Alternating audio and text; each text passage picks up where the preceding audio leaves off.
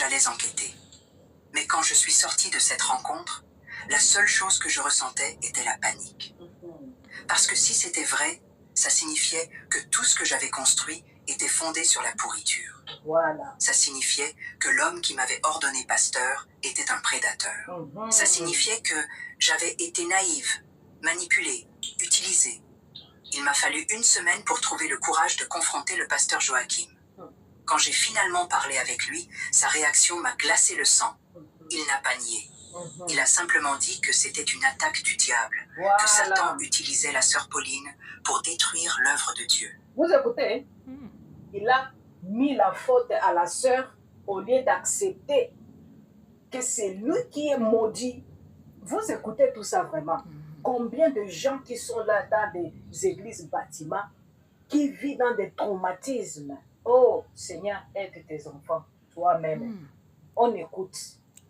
Qu'elle était problématique, avait des tendances à la promiscuité, qu'il essayait seulement de l'aider et qu'elle avait mal interprété. Ensuite, il m'a regardé dans les yeux et a dit quelque chose que je n'ai jamais oublié. Il a dit que j'étais jeune, naïve, que je ne comprenais pas les tentations qu'un homme de Dieu affrontait, que le diable envoyait des femmes séductrices pour détruire les pasteurs et que parfois la chair était faible, que Dieu l'avait déjà pardonné, que je n'avais pas l'autorité pour juger un oint du Seigneur, que si je répandais ça, je détruirais l'œuvre de Dieu et serais maudite. Je suis sortie de là en tremblant. Il avait pratiquement avoué, mais rejeté la faute sur la victime et en plus m'avait menacée. Et le pire, c'est que j'ai cru. Ou plutôt, j'ai choisi de croire. Parce que l'alternative était de détruire tout ce que j'avais construit. Perdre mon statut, ma position, mon gagne-pain. Alors j'ai fait la chose la plus lâche de ma vie. Je suis allée voir la sœur Pauline et lui ai dit que j'avais parlé avec le pasteur, qu'il avait tout nié, que je pensais qu'il valait mieux qu'elle laisse tomber.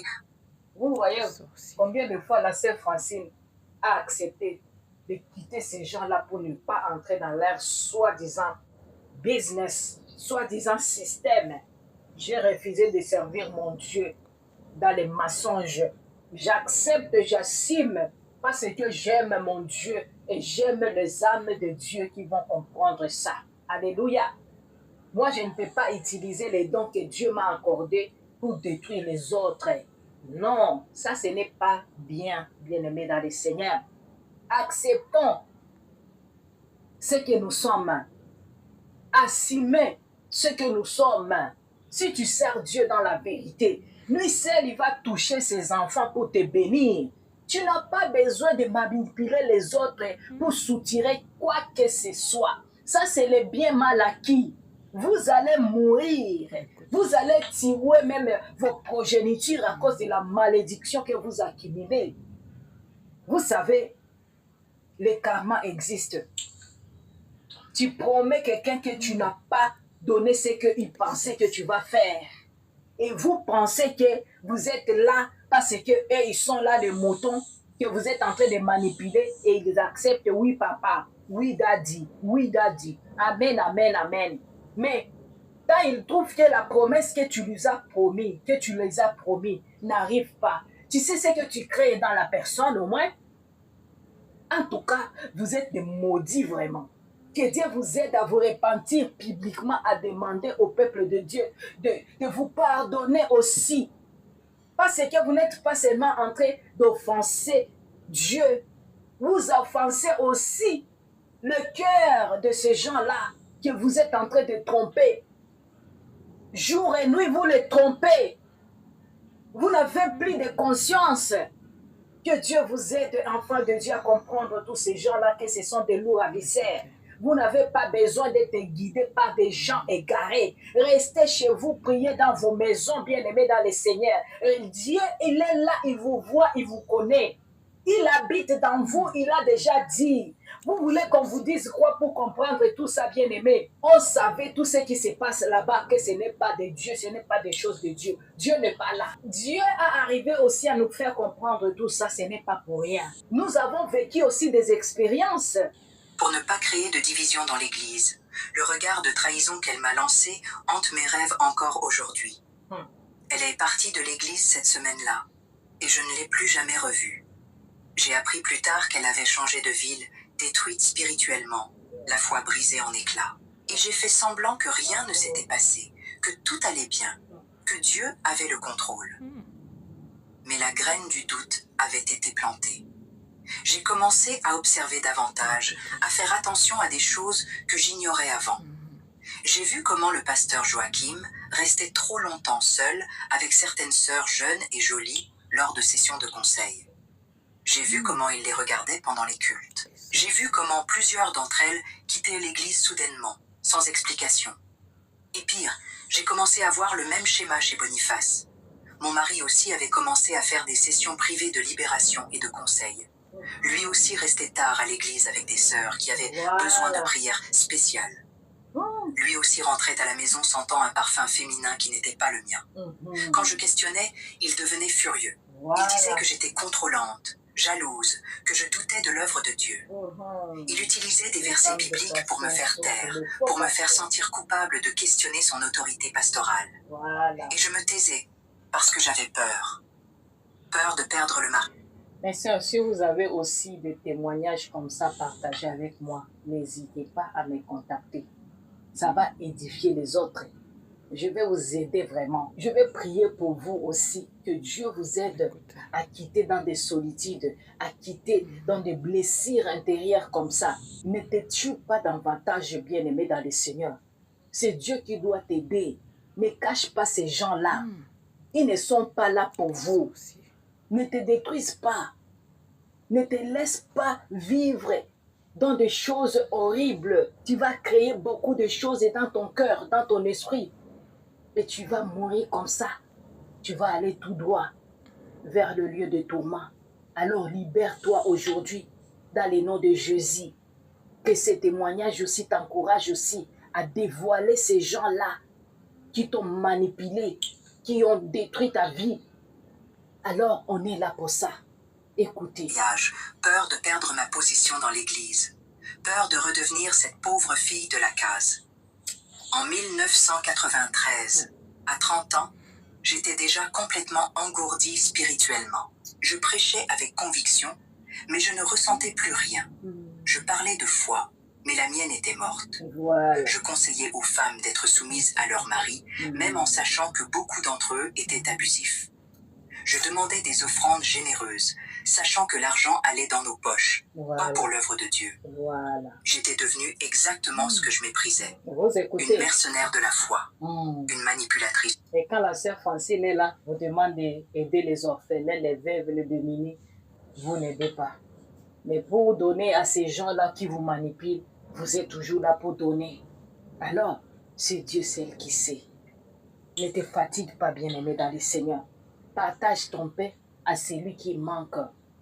Pas à donner à ces gens-là pour qu'ils puissent s'acheter des jets privés. Vous voyez tout ça. Il vit dans des luxes. Tout ça. Alors, quand tu es en train de comprendre, tu vas te libérer de ces gens-là au nom de Jésus. Le tournant dans ma conscience a commencé de façon inattendue. En 1995, ma fille Grace, qui avait 13 ans, a commencé à remettre en question la foi. Voilà. Elle posait des questions inconfortables sur pourquoi nous vivions bien alors que les membres de l'Église restaient pauvres. Pourquoi Dieu bénissait les pasteurs et pas les fidèles? Pourquoi il y avait tant de règles, tant de contrôles, tant de manipulations déguisées en amour? J'essayais de donner les réponses standards, celles que j'avais apprises au cours de théologie. Mais pour la première fois, j'entendais mes propres mots avec ces oreilles à elle, et ils sonnaient vides, faux, hypocrites. Ma fille, avec son adolescence questionneuse, réveillait en moi quelque chose que j'avais enterré depuis des années. La capacité de penser de façon critique. Voilà. C'est aussi cette année-là que j'ai rencontré Nadège. Vous voyez que ces gens-là, Dieu leur fait grâce d'avoir aussi des enfants qui ont des âmes éveillées aussi. Et c'est ces enfants-là qui les font le cœur, même spirituellement. Vous voyez, quand je vous dis ces gens-là ont des problèmes avec Dieu, vous n'écoutez pas. Vous venez me taxer ici. Je suis une jalouse. Oh, je devais me marier avec ces gens-là. Il vous a dit que moi, je suis en train de chercher des mariages. Mais perdu aussi. On écoute d'abord ici. Elle est arrivée à l'église en fuyant un mariage abusif, avec 3 jeunes enfants et nulle part où aller. Je l'ai accueillie, lui ai donné refuge dans ma maison, l'ai aidée à se relever. Et pour la première fois en année, j'ai fait quelque chose de véritablement bon, sans intérêt financier, sans manipulation, juste par compassion humaine. Nadège était différente des autres sœurs. Elle questionnait, pensait par elle-même, n'avalait pas tout ce qu'on prêchait sans mâcher. Voilà, les âmes éveillées. En discutant avec elle, j'ai commencé à voir l'Église avec d'autres yeux. Voir comment nous utilisions la Bible pour contrôler les femmes, pour les maintenir prisonnières dans des mariages destructeurs. Comment nous promettions la prospérité pour extraire de l'argent. Comment nous créions une dépendance émotionnelle et spirituelle. Un jour, Nadège m'a posé une question simple mais dévastatrice. Si Jésus vivait aujourd'hui, serait-il dans une église comme la nôtre? Prêcherait-il ce que nous prêchons? Vivrait-il comme nous vivons? Je n'ai pas pu répondre. Parce qu'au fond, je savais que non, que Jésus serait à l'extérieur de l'église, avec les pauvres, les exploités, les trompés. En 1996, quand j'avais 33 ans, s'est produit l'incident qui a définitivement brisé le masque. Une des adolescentes de l'église, Monique, âgée de seulement 15 ans, a tenté de se suicider. Quand ils ont réussi à la sauver et qu'elle a finalement parlé, elle a révélé qu'elle avait été abusée sexuellement par le pasteur Joachim pendant plus. Il disait qu'il ne voulait pas être pasteur, qu'il ne croyait plus à tout ça, qu'il voyait l'hypocrisie. Voilà. Grace et Joséphine, à 15 ans, ont commencé à se rebeller aussi. Les âmes Elles ont éveillées. arrêté d'aller au culte, questionnaient tout ce que je prêchais, m'accusaient d'être fausse. Et elles avaient raison. J'étais fausse, complètement fausse. Voilà. En 1998, à 35 ans, j'ai reçu un appel qui a tout changé. C'était d'une femme appelée Christine.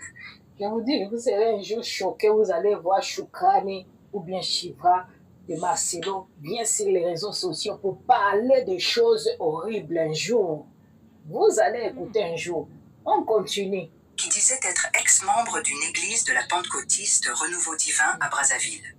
Elle avait obtenu mes coordonnées par des connaissances communes et voulait me parler de toute urgence. Elle a dit qu'elle organisait un groupe de femmes qui avaient été abusées par des pasteurs de la dénomination, qui voulaient exposer la vérité, qui avaient besoin de quelqu'un de l'intérieur du leadership pour corroborer les témoignages. J'étais paniquée.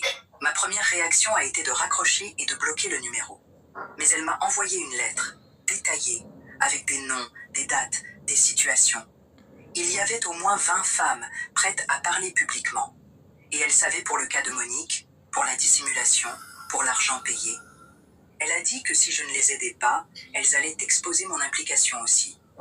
Je suis entrée en panique. J'ai raconté à Boniface, espérant qu'il serait de mon côté, qu'il m'aiderait à décider quoi faire. Mais il est devenu furieux. Il a dit que ces femmes étaient rancunières, vindicatives, qu'elles voulaient détruire l'œuvre de Dieu par rancœur personnelle. Que si je m'impliquais dans ça, je détruirais notre famille, notre réputation, notre gagne-pain. Il m'a ordonné d'ignorer, de bloquer, de faire semblant de n'avoir jamais reçu ce contact. Mais je ne pouvais plus faire semblant. Pour la première fois en année, je sentais que j'avais une chance de faire la bonne chose. D'utiliser ma voix pour quelque chose au-delà de manipuler les gens. D'essayer de réparer, au moins un peu, le mal que j'avais causé. J'ai répondu à Christine. J'ai dit que je voulais parler, mais avec discrétion, sans exposer mon identité initialement. Nous nous sommes rencontrés dans un café à Brazzaville, loin de Pointe-Noire, où personne ne me connaissait. Christine avait la quarantaine, était enseignante, articulée, intelligente. Elle avait été membre pendant 15 ans de la pentecôtiste Renouveau Divin, jusqu'à être abusée par le pasteur de sa congrégation. Quand elle a essayé de dénoncer, elle a été expulsée de l'église, diffamée, traitée de folle et de menteuse. Elle a perdu des amis, a été rejetée par sa propre famille qui est restée dans l'église. Elle m'a montré des témoignages écrits d'autres femmes. Des histoires horribles de manipulation, d'abus sexuels, d'extorsion financière, de contrôle psychologique. Certaines avaient été abusées adolescentes, d'autres étaient mariées, et les pasteurs utilisaient les sessions de conseil matrimonial pour les séduire. Toutes avaient été réduites au silence avec des menaces, de l'argent ou la destruction de leur réputation. J'ai pleuré en lisant ces témoignages. parce que j'ai reconnu des schémas que j'avais vus et ignorés pendant des années. Parce que j'ai vu ma propre complicité reflétée dans chaque histoire. Parce que j'ai compris que je n'étais pas seulement victime de ce système, j'en étais une perpétratrice active. Christine m'a demandé si je serais prête à témoigner. Pas besoin d'être publiquement dans un premier temps, mais au moins donner des informations internes, confirmer des procédures, expliquer comment fonctionnait la dissimulation institutionnelle. Elle a dit qu'elle essayait de rassembler assez de preuves pour faire une dénonciation collective, pas dans la justice ordinaire parce qu'elle n'avait pas assez de preuves matérielles, mais au moins dans les médias, dans les journaux, pour avertir d'autres femmes. J'ai demandé du temps pour réfléchir. Je suis rentrée à Pointe-Noire en état de choc. J'ai passé des jours sans bien dormir, repassant chaque décision que j'avais prise, chaque moment où j'avais choisi de me taire. Je voyais les visages des femmes que j'avais trahies. J'entendais les pleurs de Monique. Je sentais le poids de Pauline me regardant avec déception. Boniface a remarqué qu'il y avait quelque chose qui n'allait pas. Il m'a interrogée, a fouillé mes affaires, a trouvé le numéro de Christine. Il est devenu fou. Il m'a accusé de trahison, de détruire notre famille, d'être utilisé par le diable. Il a dit que si je me joignais à ces femmes, il demanderait le divorce, garderait les enfants, m'exposerait comme une pasteur ratée qui avait perdu la foi. C'est la première fois que j'ai vu clairement qui était vraiment mon mari. Pas un serviteur de Dieu, mais un homme obsédé par le pouvoir et l'argent, prêt à protéger le système corrompu qui le soutenait. Pas un partenaire de vie, mais un manipulateur qui utilisait des menaces pour me contrôler. Pas un père aimant, mais quelqu'un qui voyait ses propres enfants comme des pièces de marchandage. Cette nuit-là, j'ai pris une décision. Je ne serai plus complice. Quel qu'en soit le prix, j'allais dire la vérité. J'ai appelé Christine et lui ai dit que j'étais partante, que je raconterais tout ce que je savais, donnerais des noms, expliquerais les schémas, que j'étais prête à affronter les conséquences. Je pense que vous êtes en train de comprendre aussi pourquoi Blanche a été sacrifiée aussi. Vous écoutez ça. Écoutez bien ça. Passé les semaines suivantes à documenter tout ce dont je me souvenais. Des noms de femmes qui avaient soudainement quitté l'église. Des montants payés dans des accords de silence. Des conversations que j'avais entendues entre leaders sur comment gérer les dénonciations. Des structures de dissimulation qui allaient au-delà de notre dénomination, impliquant d'autres églises pentecôtistes qui protégeaient les pasteurs les uns les autres. En 1999, Christine a réussi à publier un article dans un journal alternatif de Brazzaville. Ce n'était pas un grand reportage, parce que les journaux principaux ne voulaient pas prendre le risque de poursuivre des églises puissantes. Mais c'était suffisant pour commencer à fissurer la façade. Certaines femmes ont commencé à parler ouvertement, encouragées par l'article. Les réseaux sociaux, qui commençaient à devenir populaires, sont devenus un espace pour partager des histoires. La réaction de l'Église a été immédiate et brutale. Ils ont convoqué une assemblée extraordinaire du leadership national de la pentecôtiste Renouveau Divin. Le pasteur Joachim, maintenant leader régional, a orchestré la réponse officielle. C'était de la persécution religieuse, une attaque systématique de l'ennemi, des femmes problématiques voulant extorquer de l'argent à l'Église. Ils ont engagé des avocats chers, ont menacé de poursuivre pour diffamation, ont utilisé les chers pour faire campagne contre les dénonciateurs. Ils ont fait pression sur les familles pour qu'elles répudient les femmes qui avaient en parlé. Ils ont mobilisé le réseau d'églises pour faire des cultes d'intercession contre les ennemis de l'œuvre. Boniface m'a donné un ultimatum. Soit je me rétractais publiquement, disais que j'avais été manipulée par des femmes rancunières et revenais complètement dans le système, soit il demanderait le divorce et ferait tout pour me détruire. Il a dit qu'il utiliserait ma propre complicité contre moi, qu'il raconterait que j'avais aidé à dissimuler des cas, qu'il me transformerait en méchante principale de l'histoire. J'avais 36 ans, 3 enfants adolescents, aucune formation professionnelle en dehors de la théologie de l'Église elle-même. Toute ma vie construite à l'intérieur de ce système. La partie lâche de moi voulait accepter l'ultimatum, faire marche arrière, me recroqueviller une fois de plus. Mais je ne pouvais pas. J'avais dépassé le point de non-retour. J'ai demandé le divorce en premier. Je suis partie de la maison avec seulement quelques vêtements et documents. Je suis allée vivre dans une petite chambre louée, minuscule, dans des conditions que je n'avais pas vues depuis mon enfance pauvre. Les enfants sont restés avec Boniface initialement, parce qu'il avait la maison, l'argent, la stabilité. Mais ils ont promis que quand ils auraient 18 ans, ils viendraient vivre avec moi s'ils le voulaient. L'Église m'a excommunié formellement. Ils ont fait un culte où ils ont lu mon nom, ont déclaré que j'étais dans le péché, des égarés, que j'étais possédé par des démons de rébellion et de division.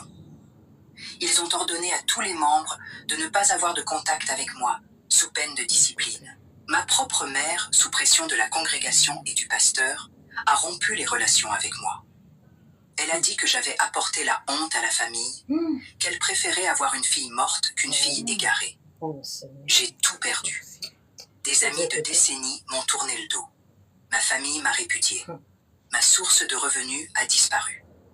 Je me suis retrouvée complètement seule, à 36 ans, devant reconstruire ma vie de zéro. Il y a eu des nuits où j'ai pleuré jusqu'à ne plus avoir de larmes, me demandant si j'avais fait le bon choix, si ça valait la peine de tout perdre pour une question de conscience. J'ai trouvé un emploi comme femme de ménage, puis comme vendeuse dans un magasin.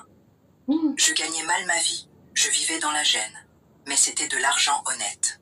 Pour la première fois en années, je travaillais sans mentir, sans manipuler, sans utiliser la foi des autres pour mon bénéfice. C'était humiliant de nettoyer. Je prie que Dieu touche aussi des femmes, de pasteurs qui sont dans des choses comme cette dame aussi, à quitter dans tout ça pour se repentir et dévoiler toutes ces œuvres-là que leurs maris font dans les coulisses, dans les cachettes. Ça va édifier les autres, ça va sauver les âmes bien-aimées dans le Seigneur.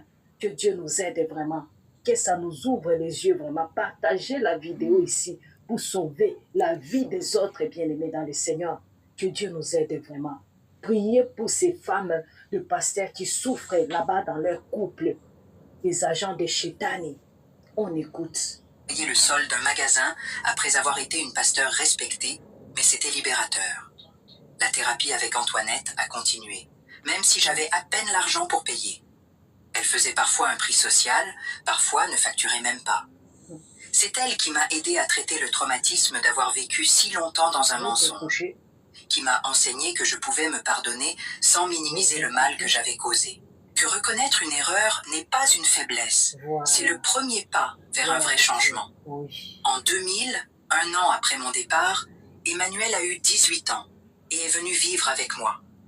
Il a dit qu'il ne supportait plus l'hypocrisie de son père, qu'il préférait partager une petite chambre avec moi plutôt que vivre dans l'abondance construite sur la souffrance d'autrui. Ce fut l'une des joies les plus pures de ma vie, avoir mon fils à mes côtés, même dans la pauvreté, même dans la difficulté.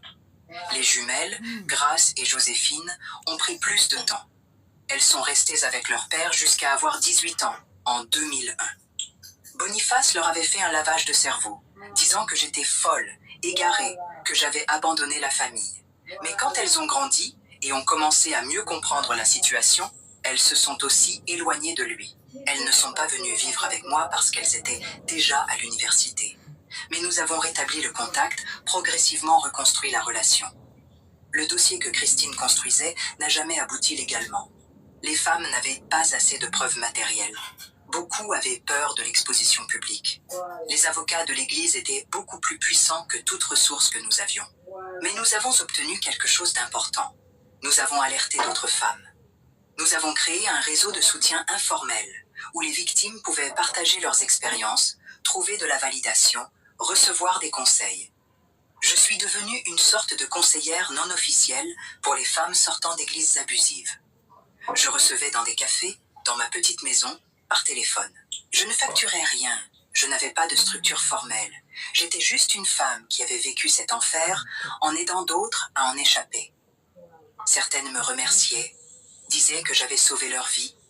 Je répondais toujours que non, qu'elles s'étaient sauvées elles-mêmes, que j'avais seulement offert une main amie sur le chemin. Les années 2000 ont été de reconstruction lente et douloureuse. J'ai fait une formation technique d'assistante administrative, j'ai trouvé un meilleur emploi, je suis sortie de la petite chambre pour un petit appartement mais décent. J'ai refait quelques liens familiaux, ma mère a finalement demandé pardon avant de mourir en 2005. Nous n'avons pas retrouvé la relation d'avant, mais au moins, nous avons fait la paix. Boniface a continué dans l'église, a gravi les échelons est devenu pasteur président de toute une région. Il s'est remarié avec une autre femme, continue de prêcher la prospérité, de vivre des dîmes des autres. Mes enfants ont peu de contact avec lui. Ils disent qu'ils ne reconnaissent plus le père qu'ils pensaient avoir. Le pasteur Joachim est mort en 2007, à 70 ans et quelques, entouré d'honneur et de gloire. Il a eu des funérailles grandioses, a été honoré comme un grand homme de Dieu, pionnier de l'œuvre. Les femmes qui l'avaient abusé ont regardé à la télévision et ont pleuré. Pas de tristesse, mais de colère, parce qu'il n'avait jamais été tenu responsable. J'ai aussi pleuré, pour la même raison. Pendant toutes ces années, beaucoup de choses ont changé dans le paysage évangélique congolais. Les églises sont devenues encore plus grandes, plus riches, plus puissantes. Des temples qui ressemblent à des centres commerciaux. Des pasteurs millionnaires avec des jets privés. Des campagnes de plus en plus agressives pour extraire de l'argent. Et les mêmes schémas d'abus, de dissimulation, de manipulation, seulement à une échelle beaucoup plus grande. Je vois dans les nouvelles des cas qui sont exposés, des pasteurs qui sont arrêtés, des dénonciations. Alors, si tu es arrivé jusqu'à la fin, ça montre que tu es une âme éveillée et que Dieu veille sur toi et qu'il continue à te fortifier par son Saint-Esprit.